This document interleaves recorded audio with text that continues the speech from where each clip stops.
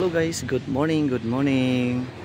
Naada ita karon sa Agricultural Training Institute, Regional Training Center, 13 Los Angeles, Butuan City. So nag-conduct sila training for 10 days sa mga LFT sama namo sa local farmer technician. So isuroy ta mo diri sa among lugar.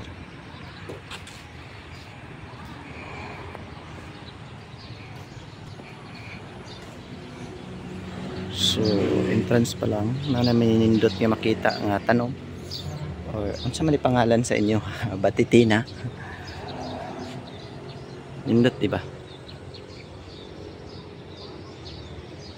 Din diri mi nag check in sa dormitory ana na sila kaugaling ang dormitory siyempre kay training center man. So na sila dormitory.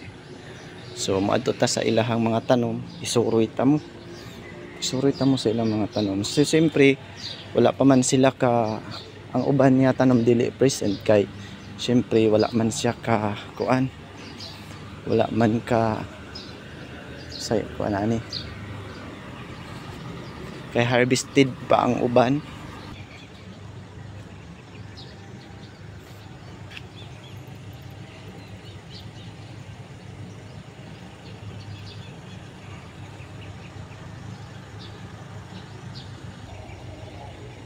Na ang main office. So dayon na divide na siya sa mga training center, training hall. Na sila basketball court. Syempre nagkamulo paghihapon sila og syempre nagbuild or nagtukod og mga building. So na sila kaugalingong abi kog bag generator. Galingan na siya guys. So I don't know kung unsa ni siya nga galingan. Basin sa feeds na siya sa mga isda or mixing sa kanang watakasayod unsa gyud na siya. So na sila kaugaling yung tubig nga dili siya potable for water for human consumption ha kuan lang ni siya nga tubig para sa tanan niya dili siya kanang chlorinated pump lang na siya nga gikuha diri din para supply sa mga tanom ana ra. So, adiserta mo libot guys. Siyempre, maani sa ta sa ilahang locator map. Sa locator map, maani siya ang gidakon tanan sa iyahang area. Apil gikan dito sa main gate na guardhouse. So, siyempre, wala man dibutang diri pila ka total ang ilahang area. Wala diri agibutang. Pero natay legendary nga atang masunod. So gikan sa dormitory hangtod sa diri ami ga training sa Golden Tara Hall. Hangtod diri sa ETI ng Gulayan area 2. So adto sa ta guys. So starting pa lang diri makita na nato ang Nay Azula. Azula din sa kilid na siya mga syempre na mga bulak. Kaya ang bulak gigamit po na siya as attractant. Kini ang buton sa gibustang ani nga pan. Fingerlings lagi daghang bunga. Ha? Ga-apply na sila pruning.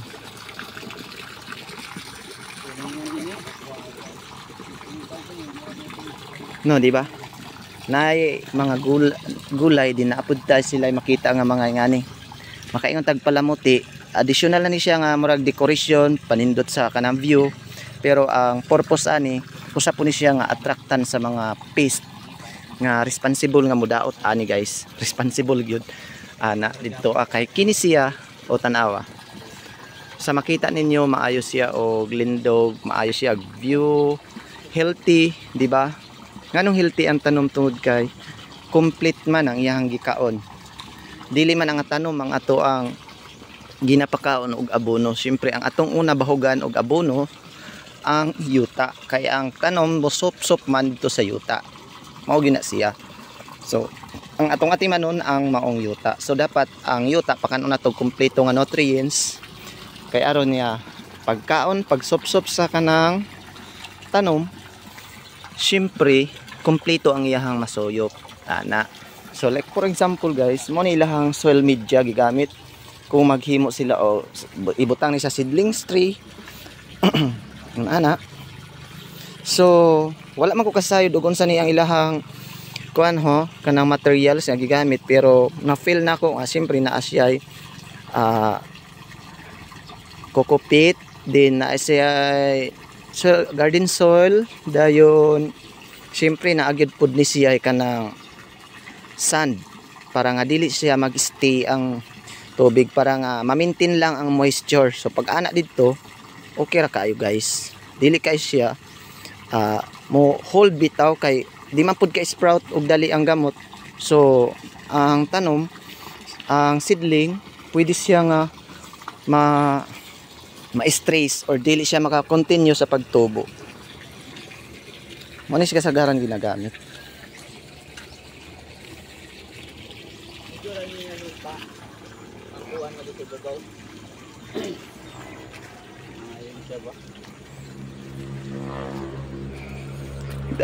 So mapansin ninyo guys sa daghag kay bunga ang ilahang ampalaya.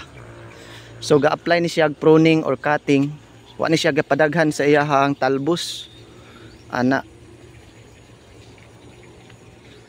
So usap pud ani nga tan-awa, organic yun ni sila diri, wa ni sila ga-apply, wa ni sila ga-apply og chemicals para pampatay sa mga dangan ana, di ba oh?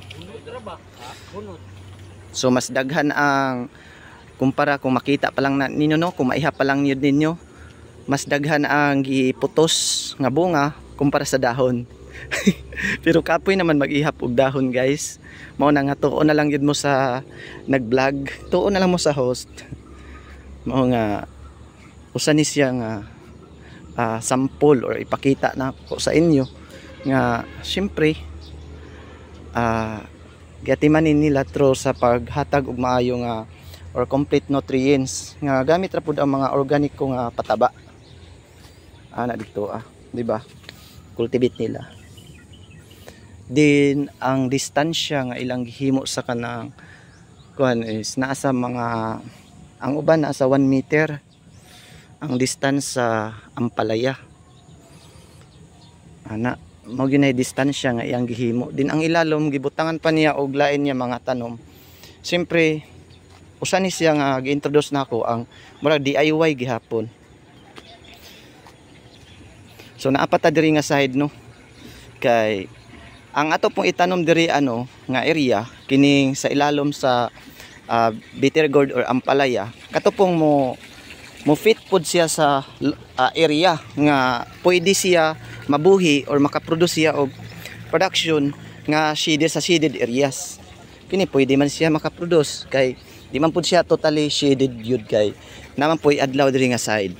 So dapat ang orientation masabtan pud ninyo nga asa mo pauli or aha mo tunga or mo salop ang adlaw. Do na tay east west orientation ana. So direct lang ni atohang pag-vlog guys ha, wala na tay edit. So diri nga side ay sa ilahan na pud sila gamay nga makita ninyo greenhouse para sa mga seedlings, cuttings ana. Ambot lang kung ready for planting ba ni or ready for baligya, sila na nasayod. Di na pud tay pinaka-special native chili na ilang gibutang diri halang gini siya or mao gyud ni siya natural nga sili nga kasagaran sa lokal, dili tong na espada ana. So makita ninyo ang pathway. Ang pathway na adjud siya ay mga syempre sa kanang mga bulak or kining gitawag og Vietnam rose man or magic rose. So diri nato makita ang design sa surgeon. Surgeon is siya nga design guys. So sa kilid natay makita nga mga limonsita or calamansi. Calamansi, citrus, microcarpa. Na diri ang complete details guys. Ana, surgeon type ni ilahang gihimo. Ana diri So dili siya makita nato ang view nga nindot gyud aw nindot man ang view bisag wala siya present nga rice, pero pag naagyo siya rice nindot jud siya ma-appreciate ug maayo nato kay ang nagdapod siya og view ang rice. So makita pud nato ang iyahang unsa ni kining design. So surgeon man ni nga design. So diri harvested naman guys, pero mao lang ni ako ipakita sa inyo ana. So gamay lang nga idea, dili man iyon niya ako ipakopya sa inyo o ipakopyaho nato kay siyempre training center man ni diri dako ni silag area o kwarta, kita wa igo-igo lang og kanang para sa ako ultimo nga farmer lang, di man ta kakuan ani mga pa welding, pa build aning mga katayanan, trellis nga syempre bakal, semento, kuan lang kanang medyo kung unsa lay availability sa atong lugar ana, kawayan or kung maka-afford ta og kanang mga tie wire, pwede butangan lag tukod sa tunga kay kini pwede man igwalay tukod sa tunga kay syempre lig-on man siya pundasyon. Di ba? Nindot yun kaayo nga i-implementar na tug maayo ang agriculture. So pasalamat ta sa Agricultural Training Institute nga kanunay sila ga provide og mga syempre teknolohiya, knowledge sa mga farmer, sa mga farmers leader, sa mga LFT, sa tanang agriculturist. Ana. So dinhi guys is sa ilahan ng palay nga simpre diri demo kung may training sa palay mo na ilang gihimo, pero sa karon ay harvest man ang palay. So kini siya nga time nagpaabot na lang ni siya sa kanang magsugod ang preparasyon. Nakapalibot sab diri sa ila ang kuan siya kanang alimon ana. So wala ra ni siya nag 1 hectare guys. Wa ko kakuha ani pilay total area gyud ani. Pero sa 1 hectare naayud siya makita nga masustain gyud ang agriculture. Di lang sa agriculture, apil na ang palaisdaan na sila fish pan, gulayan o syempre excuse guys kay sayo manggod kayo nagsigi ko og pangigam. So naapod sila dragon fruit, uban mga prutas, kakao. So ang matawag ani is maayo gid niya pagkamugna. Maayo pagkamugna. O di ba? Na sila rambutan, syempre, avocado. O din mapansin nato, balikan nato diri ang bulak or bulaklak ng dragon fruit. So di ba guys, dako kayo value sa ato ang mga bees or wasp. Tungod kay sila ang mag-pollinate, wasp, butterfly, pero ang dako gyud na responsible ang bees gyud. So mao na nga magbantay ta or dili gyud ta pa yun nga dependent nang gyud na mag-spray ta diretso og mga chemicals, mga synthetic chemicals para nga kanang mag-control sa mga pest kay ngano naama po yung mga maapektuhan nga mga higalang insekto. Kung di gyud nato malikayan nga maatake atong tanom, like for example sa rice,